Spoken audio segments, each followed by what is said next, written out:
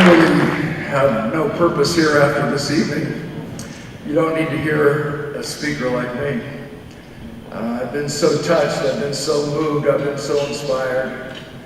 But maybe in the 4.5 hours that I've been asked to speak, I can remind us about what we can do when this evening's over, and more importantly, what we can do while the evening is still underway. I need to pay tribute to a couple of folks here and suck up in every way I can before I get into some stories and maybe conclude by lip-syncing 3 Ashley Simpson songs so you'll never be the same. There's a gentleman and his beautiful wife Deb here. His name's Stan Sanowski.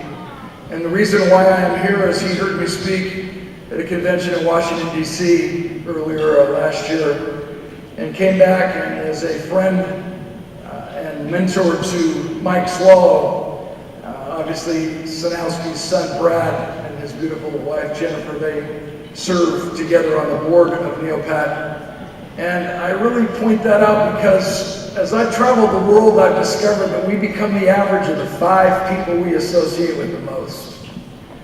Which means if you hang around with 5 broke people, you're going to be broke. If you hang around with 5 negative, cancerous folks who have that victim mentality, woe me, why me, there's a really good chance that we're going to be exactly like that. When you put a hard-to-catch horse in the same field with an easy-to-catch horse, most of the time you end up with 2 hard-to-catch horses. In the human experience, when you put a healthy child in the same room with a sick child, most of the time you end up with 2 sick children.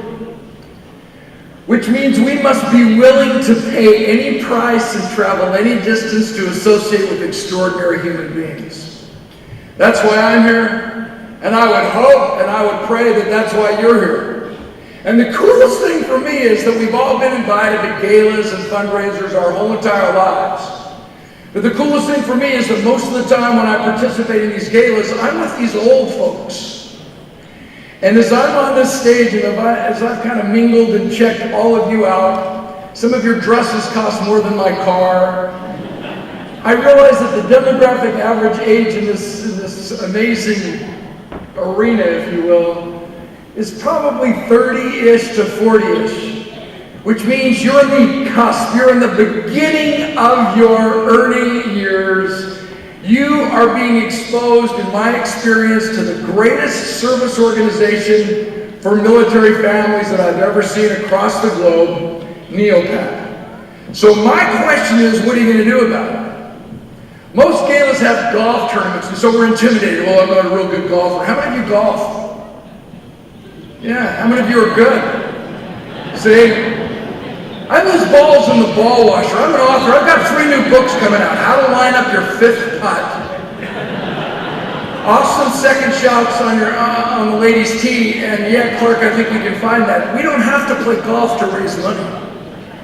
What we have to do is have a vehicle which invites us to get involved. And I love Neopat's mission to unite the military family with the civilian family. And as you all know, because of speakers like Rooney last year and the speakers before, only 1% of America's population has ever served in the military. And that 1% willingly gives up their lives if necessary, Adam Hamilton, so we can gather here and celebrate. So yeah, Kenny, he talks a little bit about this envelope on your table, but I really want to take some minutes as I share my stories and hopefully take you on an emotional roller coaster ride, with the attitude in mind that we're not up here just to entertain or flap our jaws or to make us laugh and cry. What we've got to do at some point is realize that one moment in time changes everything. Do you believe that? Do you really believe that you can leave this magnificent arena, I'll call it, different than you were when you arrived? Do you really believe that no matter what your past has been, you have a spotless future, that one moment in time changes everything? I do proof. I was on the program with Henry Winkler, the Fonzie from Happy Days. Clearly one of the funniest guys I've ever met, and the tragedy is that so many of you are so young, you don't even know who I'm talking about. Yo, hey, you need to Google him. He's the coolest guy who ever lived. He played on a TV sitcom in the 1970s. The sitcom was called Happy Days, and he played the amazing and famous Fonzie. I'm on the program with Henry Winkler. He decides he wants to take some time off, treat himself to a matinee movie. So he slides into the side exit door of the theater, and as Henry Winkler shuffles himself through the aisle, he finds himself a vacant seat. As Henry Winkler turns to sit down in the chair to look up at the movie screen, the little girl sitting right behind him smiles this giant smile. She points her finger and she slowly says, "Fonzie." Henry Winkler immediately snaps into the Fonzie character from Happy Days. He, whoa. And the lady sitting next to the little girl passes out. Henry Winkler milks the moment. Whoa, I thought this only happened on TV drama. Hey, how cool is this? Whoa. Theater manager comes out, takes care of the woman's needs. She's lying in the aisle. Cold pack on her forehead. She's asked one question. Why did you pass out? She said, my little girl is autistic. And that is the very first word she has ever spoken in her entire life. We applauded and stood, proud that we could all participate in helping the wonderful Davis family.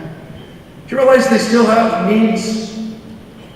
Now that you can quantify a need with an amazing family, has a face and a personality, and their little 4-year-old, and their beautiful daughter, and their beautiful son, their wife, facing the challenges with courage and spontaneity. I can do this because of her 16-year service. Well, now we can quantify, and maybe some of your donations will say, let's just do something more so we can continually help the Davis family. Let's talk. I played football for 13 years total, and one day in practice, the dream ended. We had a tackling drill. Coach blew the whistle, 2 of us ran into each other full speed. The only parts of our bodies that made contact, Lyle's helmet crashed into my helmet 15 yards apart, a violent collision. My right shoulder was smashed into the cutting edge of my fiberglass pads, and we slammed to the ground.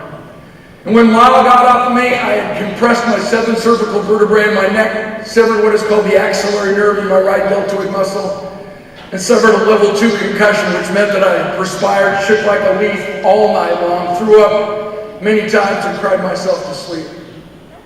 I stayed paralyzed for 14 months. I went to 16 of the very best doctors in all of North America, and every one of them told me I would never get any better.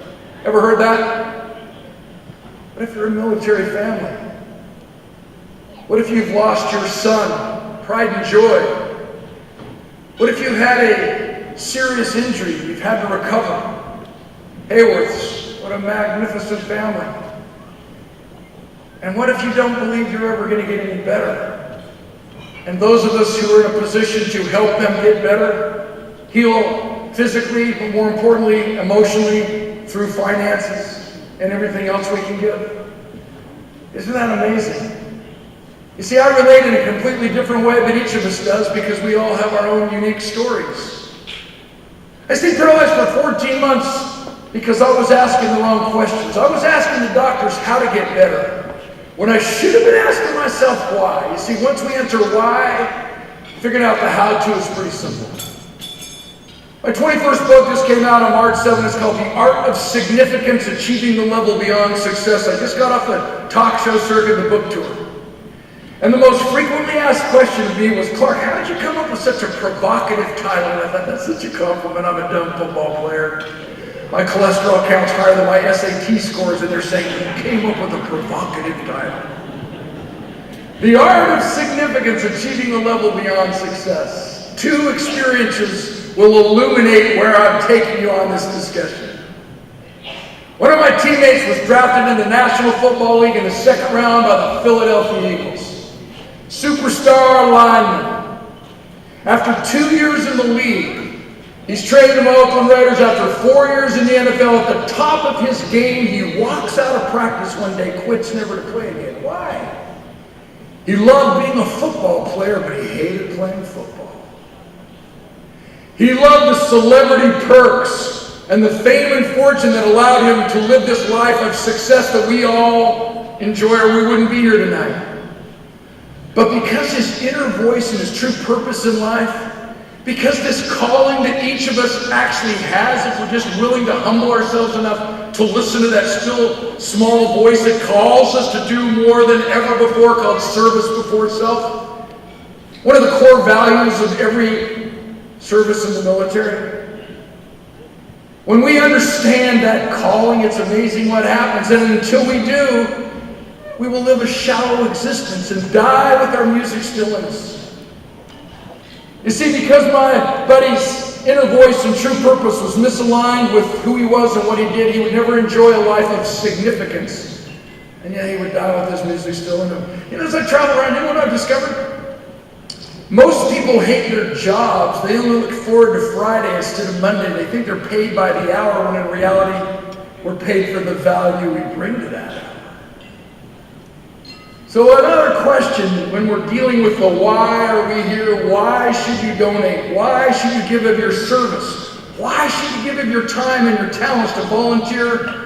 And most significantly, why can we and should we give of our resources financially tonight so the Neopac can fulfill its mission and not just give lip service? Wow. Mike Swallow's famous words, almost every single testimony has said, hey, you do what you got to do. I got your back. Each of us tonight is in that position, and you think about it. And had I not had someone come into my life when I was down, and I can't even describe to you what happens when you're not just physically paralyzed, but you're emotionally paralyzed, and your heart's broken and your dreams shattered and everything you thought you were was taken away from you in 1 second. And my story pales in comparison to those of you in military uniforms this evening and those families whom we've honored, especially Adam Hamilton, who gave it all at 22 years of age, died in May of 2011. You see why I came out and tried to confess that you don't need me. I have nothing to add to this evening except a reminder that each of us can give more, especially when we find someone who actually thinks like we think, and then we gather together with the attitude in mind that when the water of the lake goes up, all the boats rise together, and we can leave here different than we were when we arrived. Will you die with your purpose still in you? As Kenny mentioned, October 23rd, 2010, I get the rare opportunity to soar to the edge of space in a U-2 reconnaissance aircraft. I didn't pay my $250K to Sir Richard Branson and escape the Earth's gravitational pull and cruise through the sky for 15 seconds like a rock and land and not have a story to tell. Our sortie lasted 4 hours, my friends. And because it's a classified mission, I can tell you at 70,000 feet you see 2/3 of the state of California.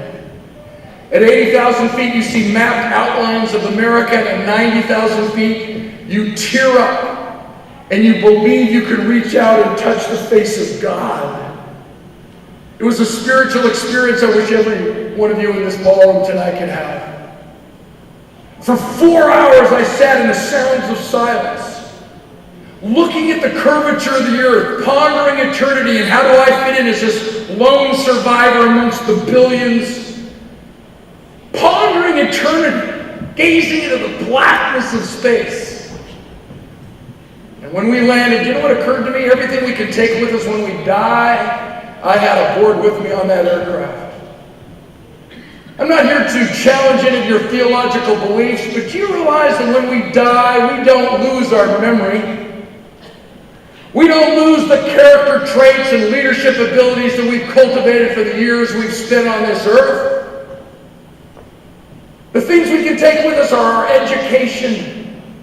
And our education isn't about how much we know. We all know we need to give. We all know we need to serve. We all know things.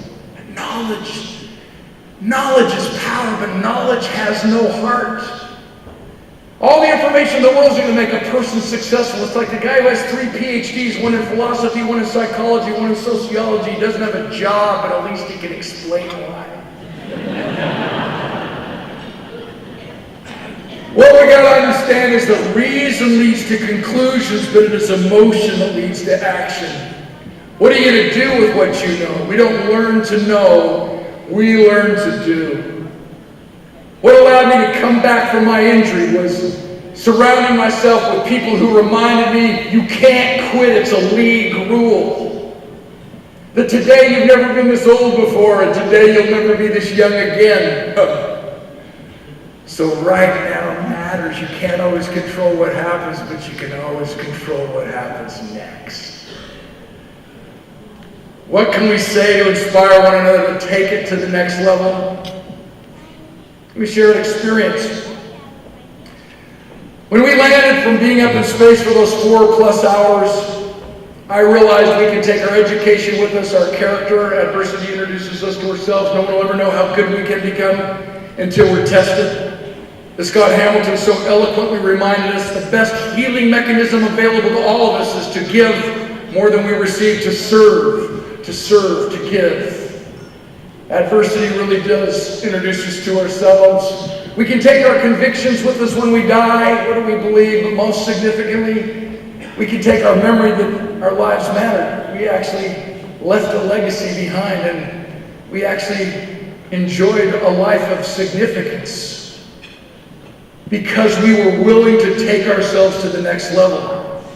And not do what everybody else does, just do what we can do in each moment. Isn't that what this evening is about? We share an experience that hopefully will remind us that all of us can do something every moment in any situation if we just start thinking service before self, especially in honoring our military.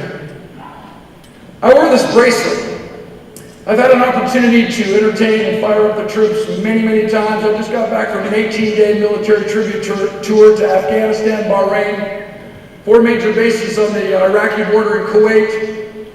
In 2005, I first went over to fire up the troops, and I was there for 16 days, spoke 23 times on 12 bases, and out on the USS Harry S. Truman aircraft carrier to over 30,000 of our bravest men and women. They changed my life and me forever.